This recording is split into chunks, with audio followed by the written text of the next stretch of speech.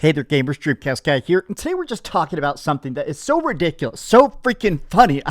I've had to refilm this video 3 times because I honestly just keep cracking up. But we have to talk about the early 2000s rapper Soulja Boy, the guy who made that famous song Crank That. And, you know, he's been trying to get into the gaming space, talking about opening his own studio. He's been live streaming games a lot, and he has launched now multiple what are considered to be illegal game consoles filled with ROMs and emulators and basically stolen content out the butt. But he just announced a new one, and within seconds of its announcement, everybody is starting to line up with lawyers. And I want to talk about this because honestly, I think it's an interesting legal case about how a lot of people don't understand how things work with old school gaming, why some devices that seem like they should be illegal are actually legit, and why some of the stuff that Soulja Boy's trying, I mean, he's definitely got Nintendo lawyers in his emails right this second, but let me explain. Hi, hope you're having a great day, and if you could, please give this video a like and subscribe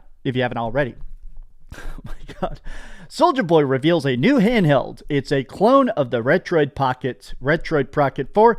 There is not any official licensing deal. He does not have permission to rebrand our products and sell them as their own. They're literally instantly having to make statements. Now, real quick, I do want to say, the last time I talked about one of these Soulja Boy game consoles, there was some threats of lawsuits against me. So let me just clarify in case any of Soulja Boy's legal team sees this. This video is for comedy purposes, and I'm giving my opinion. I'm just stating how this stuff kind of works, and, you know, don't sue me. But this is so freaking funny to me. So what Soulja Boy has done now multiple times is bought these retro emulator gadgets and then basically triples the price, or at the very least doubles the price, right? You buy something and it's $200, he sells it for $400. Now, what makes this illegal? It's not just that he's reselling the tech itself, it's the fact that this guy doesn't understand how ROMs work, how emulators work, right? A lot of times when you buy these retro devices, this is a new one that's actually coming out from a Retroid Pocket. Honestly, here, let me open this up. The Retroid Pocket itself honestly looks fantastic. I am tempted to actually get one. It's pretty cool looking.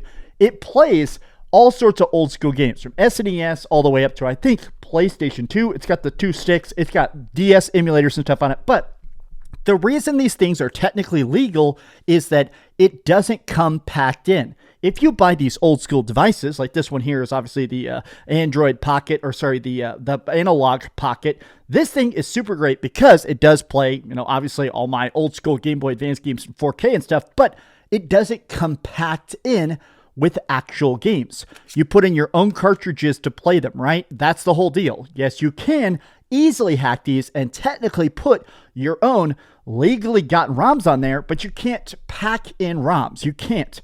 And so this is the thing. Oh my god. Soulja Boy has done this now 3 separate times. I'm still laughing about this. This was the second one he tried to do. Also, this led to a bunch of lawsuits, buying already existing devices, filling them with like Nintendo games, filling them with like Pokemon ROM hacks and stuff you legally cannot sell. He tried that over and over again, and he keeps getting sued. He even did this in 2018, where he's buying Chinese knockoff consoles and then reselling it at triple the price.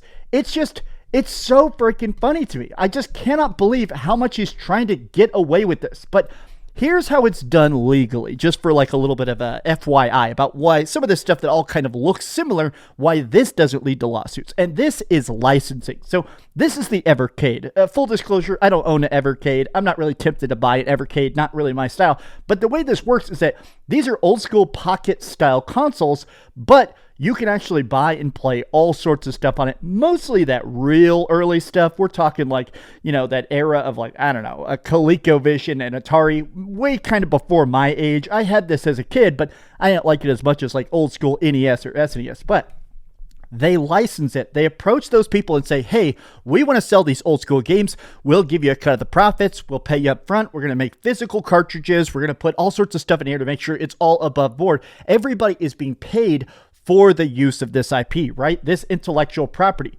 There is even stuff like this where like sometimes people will sell stuff and just fill it with homebrew. This guy's actually working on a system right now called the Superstation. It's basically a PS1 with a disk drive, and it plays your games in 4K. It's absolutely awesome looking. I have this pre-order right now, the Super Station. It's coming out like sometime early next year. And basically saying I can ship it with no games except for homebrews that people allow me. So those people that make those like custom current day, NES, Genesis games and stuff like that, basically saying I'll pack those in because then I can still license it, right? Whereas he's not going to try and pay the millions it would cost to license, like putting Pokemon on a device like that, right? This is so funny to me that instantly people are just talking about the legality of it. For over 6 years, Soulja Boy has attempted to white label retro handhelds as his own while pumping up the price by double for exactly the same thing. This time it's Retroid products, and they have responded. This thing is just so funny to me. Part of the ridiculous to me, part of the reason this is just so funny, I have to admit, is how out in the open it is, right? Behind the scenes, there is some scammy stuff that's gone down. I personally have seen stuff where people actually buy something like the Analog Pocket, fill it with illegal ROMs, and then sell it for a big markup on eBay. But that's like one product at a time, not master produced, and not literally putting your name on it. This scam is just so out in the open. There's no way he can defend this in court. In fact, a lot of this stuff, the reason sometimes when I click this, you see these deleted tweets, that's because the last times he tried this, he got sued so bad he had to basically pretend he never attempted it. Look at this. This guy is revolutionary for one of the best innovators of our generation. How does he keep doing it? It can't be a new decade without Soulja Boy trying to drop ship some handhelds. The price tag on that is insane. Please get a real job. Soulja Boy game console going to replace Xbox as the third pillar in console gaming. Another Soulja Boy knockoff. Oh my God. I'm going to buy it. Got to support black-owned businesses. How is he still doing this? Oh my God. It's so funny to me that I want to know what's happening inside his business meetings. I mean, clearly, you can see if you watch his live streams and stuff, clearly the guy has money. Soulja Boy's not broke, right? So I'm curious what his legal team thinks of this. Who on his commissions team is saying, yeah, man, let's do this. Clearly, people are helping him do this. It's so hilariously illegal that he gets sued for it over and over and over again. Why keep doing it? I truly... The limited amount he must actually sell cannot possibly worth the amount of risk for the amount of blowback. I mean, it's one of the things where I just genuinely wish I could just sit down and ask him, Soulja Boy, what's the long-term plan? Just keep scheming consoles? Keep ripping stuff off? You could make one. I'm not going to pretend to be easy, but people do make other retro consoles. I mean, look at freaking Retro. The fact that this thing here even, the Retro Dodo, this one here by the Retroid, they made this. This is a newer one. It's honestly pretty dang cool. Why not just make it yourself? Why not just develop your own with your money and then sell it, right? Why try to rip off other people's systems? My theory is that just a lot of the gaming industry, this is well known, at this point, gaming is bigger than music, it's bigger than movies, it's bigger than books, it's bigger than every other industry combined. Gaming is technically the biggest entertainment industry on the planet, generating hundreds and hundreds of billions of dollars, and not all just Fortnite V-Bucks and stuff. A lot of big AAA games. And I think a lot of people with money are trying to find a way to break into the space, to invest, to basically cash in any way they can. And people without creativity, like Soulja Boy, are just trying to basically scoop in there, scam, and dip before they get noticed. This is hilarious. I'm sorry. I can't help but just laugh at the fact that this guy has tried this 3 separate times now. But what do you think? Do you enjoy these retro handhelds? Personally, I think they're freaking awesome.